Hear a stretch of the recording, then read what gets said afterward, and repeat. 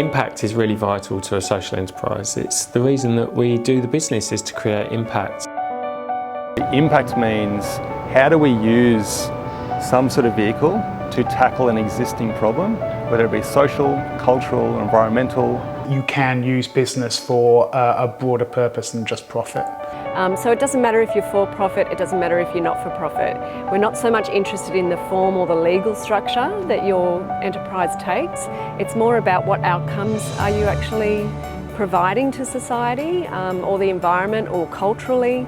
And when there are so many things that we want to address in our communities, the Sustainable Development Goals, so the SDGs that were developed by the United Nations and are a kind of global set of goals for everybody to achieve, they are a great place to start and to explain what it is that your social enterprise is really trying to get some results in. And I remember I bumped into one of my ex-employees just not long ago, actually, only a year ago, and I asked him about the impact that working for Seed, the social enterprise he used to run, had on him and his community, the Sudanese community.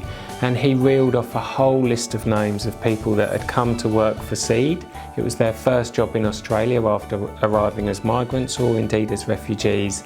And they went off and got employment in the open employment market simply as a result of gaining that experience at Seed. Well, social enterprises exist to deliver impact.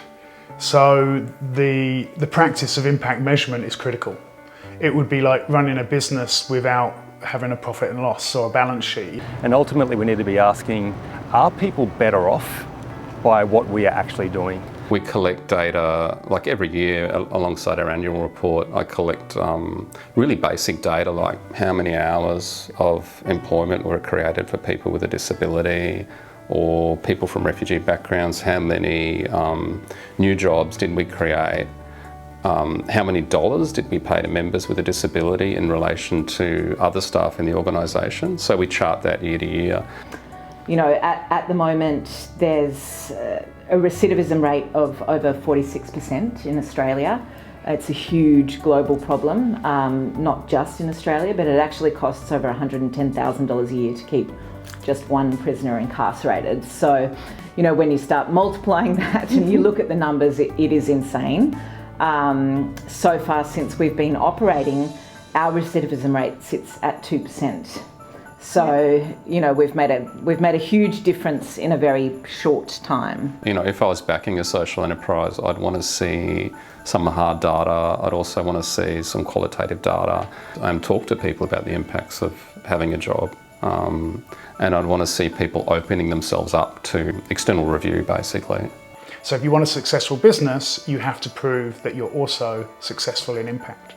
So a theory of change is really just trying to explain why you think your activity, your product or services is creating some change. Not just an output, which is a transaction. Somebody might be buying something from you or coming for a service.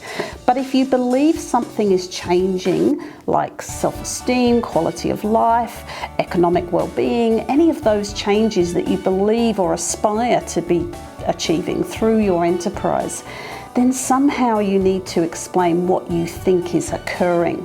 Theories of change do not have to be complicated. In fact, they can be quite simple because they help to explain the change that is occurring. And really then just talking again with beneficiaries, with our stakeholders, with our team about why we think that's happening and then documenting it. That's all it is, and explaining it very simply. Through that communication, you're able to engage your stakeholders much better because they really get what you're trying to do. But of course, it is just a theory until you go out and evaluate it, which means collecting evidence and saying, yes, did our activity, our service or product actually create that change? Social enterprises are so important now because they signal what is possible.